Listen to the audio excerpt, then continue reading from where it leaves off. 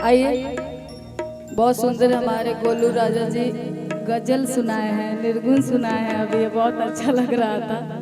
बाकी हम चलेंगे अब भोजपुरी के तरफ। हाँ, क्या कि सब लोग का अब थोड़ा सा नहीं माहौल चेंज हो गया है, मूड चेंज हो गया है। हमारे चाचा जी बैठकर बोल रहे हैं कि अब थोड़ा सा अलग गाइएगा आदित्य जी, ठीक है। हम उस टाइम से बोल रहे हैं ठीक है चाचा जी, ठीक है, अब अलग ही गाएंगे। तो आइए चलेंगे आप सब लोग के बीच में। हो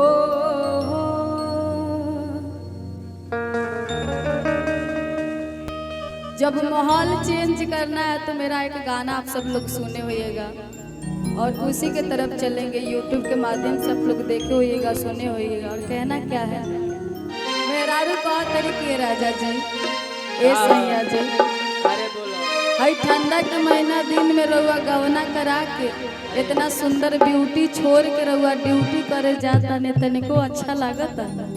औरत कह तरीका कि जाला परदेसवा पिया, कि जाला परदेसवा पिया,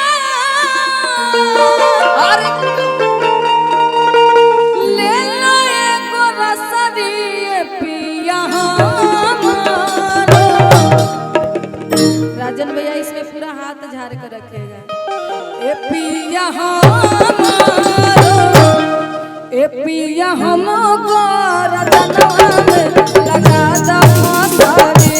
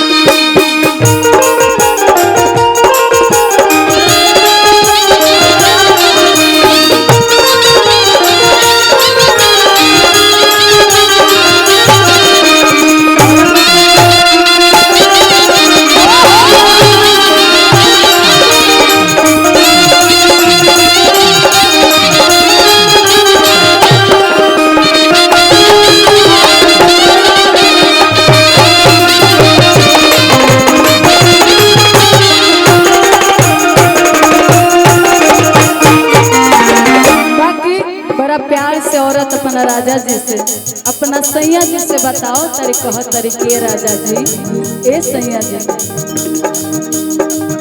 डोली से उतरला हमारा 4 दिन न बीता,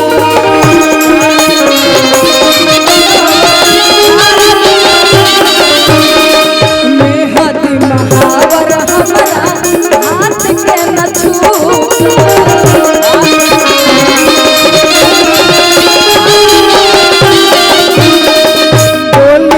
उतरला हमारा 4 दिन न बीता, मेहदी महावर हमारा हाथ के न छूटा। कबहू न सुतनी पिया, कबहू न सुतनी पिया, धकिया कमरिया पिया भोला बाबा मेहरारू बड़ा प्यार से कहता रे। और का ए राजन भैया कि कबहू न सुतनी पिया, आग धकिया कबरिया पिया ए पिया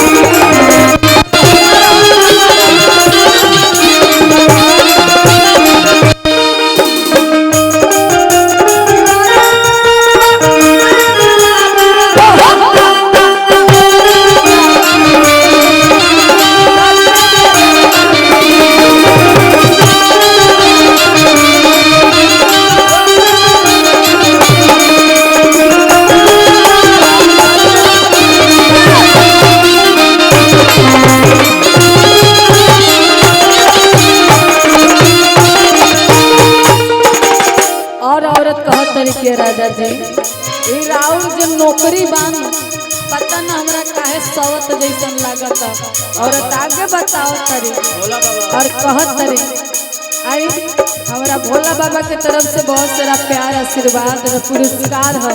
मैं म्यूजिशियन के भी मिला हमारे म्यूजिशियन भाई के भी सब भोला बाबा की तरफ से प्यार आशीर्वाद पुरस्कार है।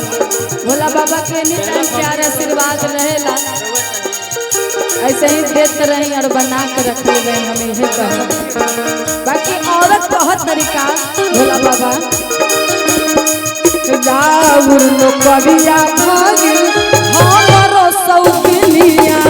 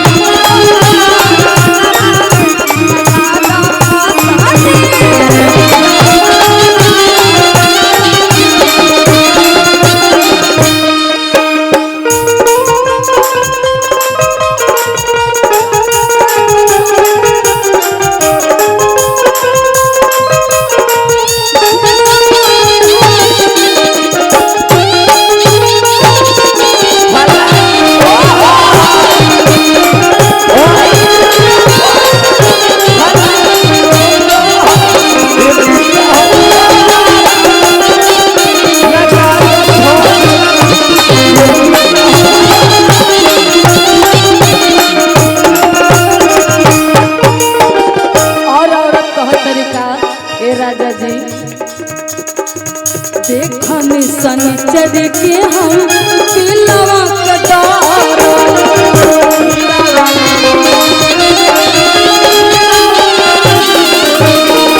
4 दिन से छोड़ले बारे ओ परम